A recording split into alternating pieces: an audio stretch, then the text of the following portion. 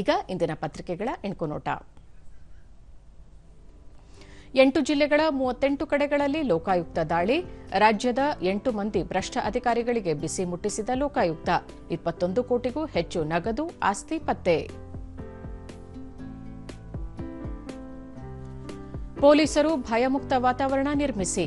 Chamarajpet Cubbon park High Grounds ಠಾಣೆ ವಸತಿ ಗೃಹ ಉದ್ಘಾಟನೆ. ಸಿಎಂ ಸಿದ್ದರಾಮಯ್ಯ ಸೂಚನೆ. ತಾಲೂಕು ಆಸ್ಪತ್ರೆಯಲ್ಲಿ ಶೀಘ್ರವೇ 24 ಗಂಟೆಗಳು ಚಿಕಿತ್ಸಾ ಸೇವೆ. ಶೀಘ್ರದಲ್ಲೇ ಹೊಸ ನೀತಿ ಜಾರಿಗೆ ಸರ್ಕಾರ ಮುಂದಡಿ. ಗರ್ಭಿಣಿಯರ ಮೇಲೆ ನಿಗಾ ವಹಿಸಲು ತೀರ್ಮಾನ.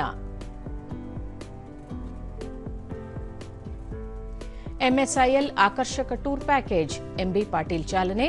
20,000ದಲ್ಲಿ 18 ದಿನ ಉತ್ತರ ಭಾರತ ಪ್ರವಾಸ. ನ್ಯೂಜಿಲೆಂಡ್ಗೆ ಏಕದಿನ ಸರಣಿ ಜಯ. ನ್ಯೂಜಿಲೆಂಡ್ ಶ್ರೀಲಂಕಾ 3ನೇ ಏಕದಿನ ಪಂದ್ಯ. ನ್ಯೂಜಿಲೆಂಡ್ಗೆ 2-1 ಮುನ್ನಡೆ.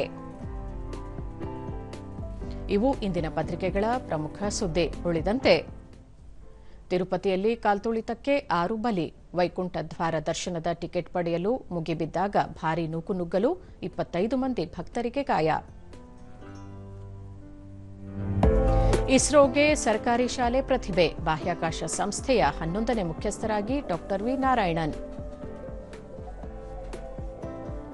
ದಕ್ಷಿಣ ಭಾರತದ ಹೈನುಗಾರಿಕೆ ಶೃಂಗ ಇಂದಿನಿಂದ.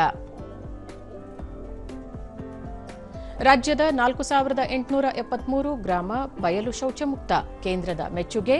ಘನ ತ್ಯಾಜ್ಯ ನಿರ್ವಹಣೆಯಲ್ಲಿ 99.3% ಗ್ರಾಮಗಳು ಪಾಸ್.